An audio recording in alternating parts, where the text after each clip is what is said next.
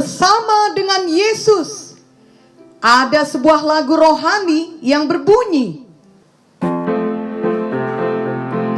bersama-sama dengan Yesus kami melakukan perkara yang besar. Bersama-sama dengan Yesus kami hadapi semua. Dia akan menginjak-injak segala musuh kami. Perkara besar terjadi bersama dengan Yesus.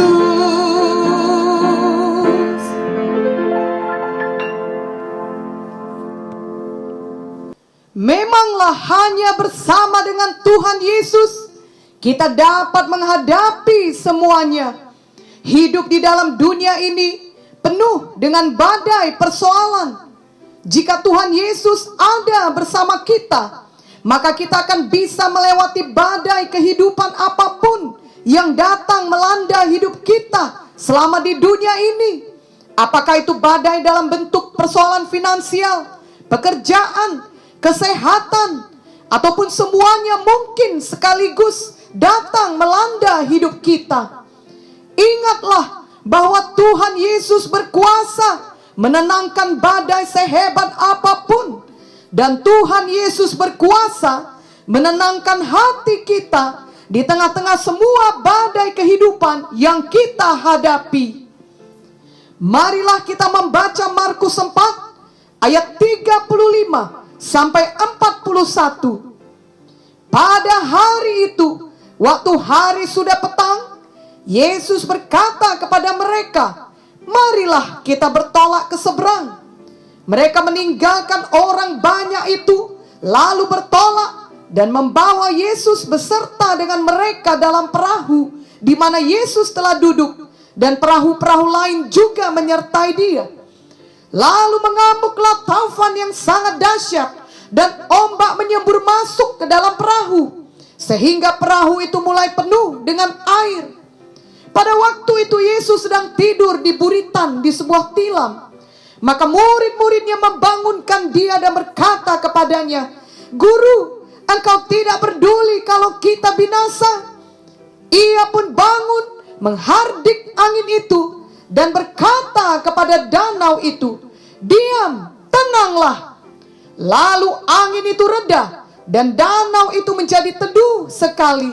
Lalu ia berkata kepada mereka, mengapa kamu begitu takut? Mengapa kamu tidak percaya? Mereka menjadi sangat takut dan berkata seorang kepada yang lain, siapa gerangan orang ini sehingga angin dan danau pun taat kepadanya? Badai yang melanda perahu yang membawa murid-murid dan Tuhan Yesus terjadi tiba-tiba setelah mereka selesai melakukan suatu pelayanan. Sesuatu yang tidak mereka harapkan terjadi. Apalagi itu terjadi setelah mereka mengerjakan kehendak Tuhan. Dan badai tersebut sangat dahsyat, bukan sekedar angin atau ombak biasa. Jadi badai pasti akan datang kepada semua orang, baik yang hidup di luar kehendak Tuhan maupun yang patuh dan hidup dalam kehendak Tuhan. Matius 7 ayat 24 sampai 27 berkata, setiap orang yang mendengar perkataanku ini dan melakukannya, ia sama dengan orang yang bijaksana. Ia mendirikan rumahnya di atas batu. Kemudian turunlah hujan dan datanglah banjir. Lalu angin melanda rumah itu. Tetapi rumah itu tidak rubuh, sebab didirikan di atas batu. Tetapi setiap orang yang mendengar perkataanku ini dan tidak melakukannya, ia sama dengan orang yang bodoh yang mendirikan rumahnya di atas pasir. Kemudian turunlah hujan dan datanglah banjir. Lalu angin melanda rumah itu, sehingga rubuhlah rumah itu, dan hebatlah kerusakannya. Ayat firman Tuhan ini mengajarkan kepada kita untuk jangan terkejut atau bingung, apalagi mempertanyakan Tuhan. bila badai kehidupan yang dahsyat datang melanda, justru dipastikan bahwa badai pasti datang, hujan pasti datang, banjir pasti datang. Namun yang perlu kita lakukan adalah kita menjadi orang yang mendirikan rumah di atas batu, yakni kita terus hidup menjadi pelaku firman Tuhan, sehingga rumah kita akan tetap berdiri, yang berarti kita akan menang menghadapi badai kehidupan tersebut. Tentunya ayat ini juga mengajarkan kepada kita, bila selama ini kita mengetahui firman namun tidak melakukannya, maka kita harus segera bertobat. Bila kita memiliki gaya hidup yang salah, yang berdosa, yang terus-menerus tidak dalam kebenaran dan kekudusan, walau berulang kali Roh Kudus telah berbicara dalam hati kita, maka kita perlu berbalik dari gaya hidup tersebut dan sungguh-sungguh kembali melakukan kebenaran dan kekudusan firman Tuhan. Sebab bila tidak demikian, maka kita seperti orang yang mendirikan rumah di atas pasir, sehingga badai kehidupan yang terjadi akan mengalahkan kita dan menghancurkan kita. Tuhan Yesus tidak mau kehancuran terjadi atas kita. Tuhan Yesus telah mati bagi kita. Ia menanggung semua kutuk dosa dan membayar lunas semua dosa dan akibat dosa kita di kayu salib Golgota. Tuhan Yesus sudah menyediakan jalan keselamatan bagi kita. Tuhan Yesus memberikan firman dan Roh Kudus-Nya bagi kita, sehingga selama kita hidup di dunia ini, kita dapat memiliki damai di tengah badai dan keluar dari badai dengan selamat bersama-sama dengannya. Marilah kita memilih untuk percaya sungguh-sungguh kepada Tuhan Yesus dan patuh kepada firman-Nya, patuh kepada pimpinan Roh Kudus, sehingga kita menjadi orang yang mendirikan rumah di atas batu yang tetap bertahan walau badai kehidupan apapun datang melanda kita. Marilah kita hidup setiap hari bersama dengan Tuhan Yesus, yang juga berarti kita patuh kepada Tuhan dan kepada firman Tuhan. Bila selama ini kita sudah hidup patuh di dalam jalan Tuhan, biarlah ini membuat kita semakin bersungguh-sungguh lagi. Namun bila tidak demikian, biarlah ini membuat kita kembali patuh kepada Tuhan dengan sepenuh hati.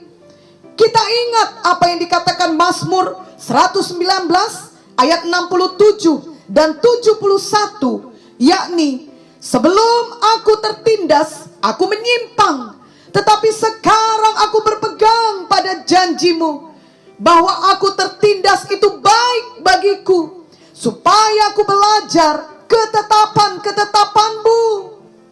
Kerap kali di saat kita menghadapi badailah, kita menyadari bahwa hidup kita di dunia sangat terbatas dan sementara. Betapa pentingnya kita memprioritaskan Tuhan Yesus dan melakukan kehendak-Nya selama kita hidup. Biarlah setiap badai tidak ada yang sia-sia, namun membawa kita semakin mendekat kepada Tuhan, semakin menjadi pelaku firman, dan semakin mengenal Tuhan dan ketetapan-ketetapan-Nya. Biarlah sebagai anak-anak Tuhan, kita benar-benar mengenal Tuhan Yesus secara pribadi, dan bukan sekedar mengetahui tentang Tuhan. Ada beda yang besar antara mengetahui mengenai seseorang dibandingkan dengan mempunyai hubungan pribadi dengan orang tersebut. Seseorang bisa berkata dia mengetahui banyak mengenai Presiden Amerika Serikat atau presiden mana saja.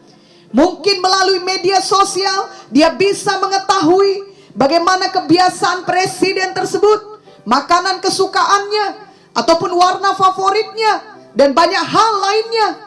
Tetapi dia tidak memiliki hubungan pribadi dengan presiden itu. Maka semua pengetahuannya tentang presiden itu tidak akan ada gunanya ketika dia sedang berada dalam kesulitan. Tapi anak presiden tersebut yang memiliki hubungan pribadi dengan ayahnya tentu akan sangat mengalami perlakuan berbeda. Ketika ia menghadapi kesulitan, maka tentu ayahnya yang adalah presiden akan menolong anaknya tersebut. Bahkan dalam kehidupan sehari-hari, dia akan menjalani satu hidup yang jauh berbeda dengan orang lainnya yang bukan merupakan anak presiden. Demikian juga tidak cukup bagi kita untuk mengetahui saja hal-hal tentang Tuhan. Namun biarlah kita benar-benar memiliki Tuhan Yesus dalam hidup kita. Biarlah kita memiliki hubungan pribadi dengan Tuhan Yesus, yakni sebagai anak-anak Tuhan yang dikasihi Tuhan. Biarlah kita mengenal karakter Tuhan, kekudusan Tuhan, kasih Tuhan, kesetiaan Tuhan, kuasa Tuhan. Bila tidak demikian, maka badai kehidupan yang dahsyat dapat membawa ketakutan yang dahsyat juga kepada hati kita. Sama seperti yang terjadi sesaat kepada murid-murid. Markus 4 ayat 38 berkata, pada waktu itu Yesus sedang tidur di buritan di sebuah tilam. Maka murid-muridnya membangunkan dia dan berkata kepadanya, "Guru, engkau tidak peduli kalau kita binasa?" Tuhan Yesus bersama murid-murid di tengah badai. Namun sayangnya murid-murid saat itu ketakutan. Tuhan Yesus juga bersama kita di tengah badai kehidupan apapun. Jadi janganlah kita dikuasai ketakutan karena kita meragukan atau melupakan kesetiaannya. Mazmur 89 ayat 9 sampai 10 berkata, "Ya Tuhan, Allah semesta alam, siapakah seperti Engkau?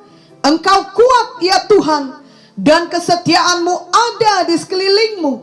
Engkaulah yang memerintah kecongkakan laut. Pada waktu naik gelombang-gelombangnya, Engkau juga yang meredakannya." Dan Mazmur 107 ayat 28 sampai 31 berkata, "Maka berseru-serulah mereka kepada Tuhan dalam kesesakan mereka, dan dikeluarkannya mereka dari kecemasan mereka. Dibuatnyalah badai itu diam, sehingga gelombang-gelombangnya tenang. Mereka bersuka cita, sebab semuanya reda, dan dituntunnya mereka ke pelabuhan kesukaan mereka. Biarlah mereka bersyukur kepada Tuhan, karena kasih setianya, karena perbuatan-perbuatannya yang ajaib terhadap anak-anak manusia." Tuhan Yesus dapat meredakan badai kehidupan apapun yang terjadi di sekeliling kita. Namun yang paling penting, Tuhan Yesus dapat meredakan badai di dalam hati kita, yakni badai ketakutan, kekhawatiran, kesedihan, dan badai lainnya. Kita tidak tahu berapa lama badai kehidupan di sekeliling kita akan berlangsung. Bahkan sebenarnya jika satu badai berlalu, maka di waktu yang akan datang, pasti akan datang lagi badai kehidupan berikutnya. Itu sebabnya fokus kita adalah Tuhan Yesus. Bersama dengan Tuhan Yesus, di dalam badai apapun yang ada di sekeliling kita, hati kita dapat tetap dipenuhi dengan damai sejahtera. Kita penuh damai sejahtera bukan ketika tidak ada badai kehidupan, bukan ketika semua sudah reda atau sudah beres, tapi hati kita penuh damai sejahtera karena kita memiliki Tuhan Yesus dalam hidup kita. Kita memiliki firman di dalam hati kita, dan kita hidup patuh kepada firman-Nya. Dalam kisah Markus 4 tadi, ketika Tuhan Yesus sudah meredakan badai yang melanda perahu murid-murid, dan ketakutan mereka akan badai selesai, maka ketakutan akan badai digantikan dengan hal lain, yakni bisa kita sebut dengan takut akan Tuhan. Itulah yang perlu kita miliki, sehingga dalam setiap badai kehidupan yang terjadi, tidak ada yang sia-sia, tetapi membawa kita kepada pengenalan yang lebih dalam akan Tuhan Yesus. Markus 4 ayat 39 sampai 41 berkata, ia pun bangun menghardik angin itu dan berkata kepada danau itu, diam, tenanglah. Lalu angin itu reda dan danau itu menjadi teduh sekali. Lalu ia berkata kepada mereka, mengapa kamu begitu takut? Mengapa kamu tidak percaya? Mereka menjadi sangat takut dan berkata seorang kepada yang lain, siapa gerangan orang ini sehingga angin dan danau pun taat kepadanya? Mari memiliki hati yang takut akan Tuhan, yang patuh akan Tuhan, yang suka akan segala perintahnya. Amsal 8 ayat 13 berkata, takut akan Tuhan ialah membenci kejahatan. Aku benci kepada kesombongan, kecongkakan, tingkah laku yang jahat, dan mulut penuh tipu muslihat. Ada juga orang-orang yang mengalami badai kehidupan, tapi tidak memiliki hati yang takut akan Tuhan. Mereka tetap memiliki hati yang sama seperti sebelum badai terjadi. Jika tadinya mereka penuh kejahatan, mereka tetap di dalam jalan kejahatan. Sebagai anak-anak Tuhan yang sejati, kita tidak mau memilih hal yang demikian. Kita mau selalu menyenangkan Tuhan, mematuhi Tuhan. Apakah pada saat tidak ada badai, apalagi di saat terjadi badai kehidupan, kita mau senantiasa takut akan Tuhan. Amsal 14 ayat 27 berkata, takut akan Tuhan adalah sumber kehidupan, sehingga orang terhindar dari jerat maut. Sangat besar berkatnya jika kita hidup takut akan Tuhan. Amsal 10 ayat 27 berkata, takut akan Tuhan memperpanjang umur, tetapi tahun-tahun orang fasik diperpendek. Dan Mazmur 34 ayat 8 dan ayat 10 berkata, malaikat Tuhan berkemah di sekeliling orang-orang yang takut akan Dia, lalu meluputkan mereka. Takutlah akan Tuhan, hai orang-orangnya yang kudus, sebab tidak berkekurangan orang yang takut akan Dia. Itu sebabnya janganlah kita mengeraskan hati, apalagi jika sudah terjadi badai kehidupan. Biarlah kita semua selalu mau bertobat dan benar-benar mau hidup takut akan Tuhan. Amsal 28 ayat 14 berkata, berbahagialah orang yang senantiasa takut akan Tuhan, tetapi orang yang mengeraskan hatinya akan jatuh ke dalam malapetaka. Mulai hari ini, biarlah badai kehidupan yang terjadi membawa kita semakin takut akan Tuhan, dan juga semakin dewasa rohani di dalam Tuhan, semakin mengenal Tuhan, dan semakin bertumbuh dalam hal memiliki karakter Tuhan. Yakobus 1 ayat 2 sampai 4 berkata, saudara-saudaraku, anggaplah sebagai suatu kebahagiaan apabila kamu jatuh ke dalam berbagai-bagai pencobaan, sebab kamu tahu bahwa ujian terhadap imanmu itu menghasilkan ketekunan. Dan biarkanlah ketekunan itu memperoleh buah yang matang, supaya kamu menjadi sempurna dan utuh dan tak kekurangan suatu apapun. Badai kehidupan pasti akan tetap datang silih berganti. Demikian juga pencobaan dan penderitaan. Namun bersama Tuhan Yesus, dengan firman-Nya, kita dapat tetap maju dan menang. Ingatlah lagu rohani yang berbunyi, bersama Yesus lakukan perkara besar bersama Yesus. Tidak ada yang sukar bersama Yesus. Ada jalan keluar untuk masalahku, untuk masalahmu, untuk masalah kita semua. Yesus, anak domba Allah, juru selamat umat manusia. Yesus, tabib yang ajaib, Dia menyembuhkan, Dia menyucikan, Dia membenarkan. Dialah Raja segala raja, Dialah Tuhan segala Tuhan.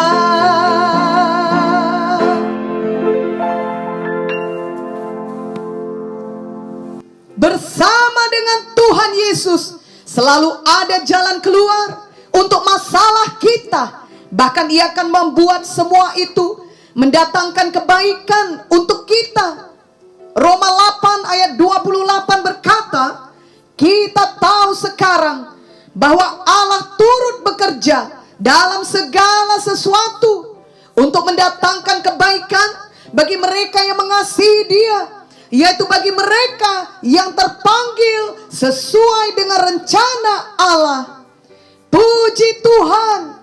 Dan kebaikan yang paling besar dalam melalui semua badai kehidupan ini adalah kita semakin diubahkan menjadi seperti Tuhan Yesus.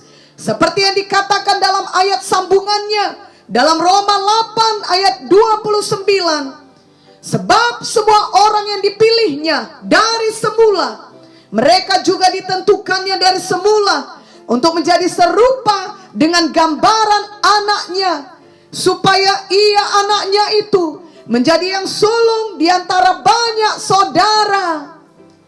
Maka dunia di sekeliling kita akan melihat Tuhan Yesus yang bersama kita melalui kesaksian hidup kita yang berubah. Mereka melihat kekudusan Tuhan, mereka melihat damai Tuhan, mereka melihat kasih Tuhan, mereka melihat kuasa Tuhan yang dinyatakan melalui perkataan kita, tindakan kita, walau di tengah badai sekalipun. Dan itu membawa mereka untuk datang kepada Tuhan Yesus. Biarlah kita selalu hidup bersama dengan Yesus setiap hari. Dan biarlah dengan demikian kita juga menjadi terang Tuhan di tengah kegelapan dunia ini. Amin dan amin.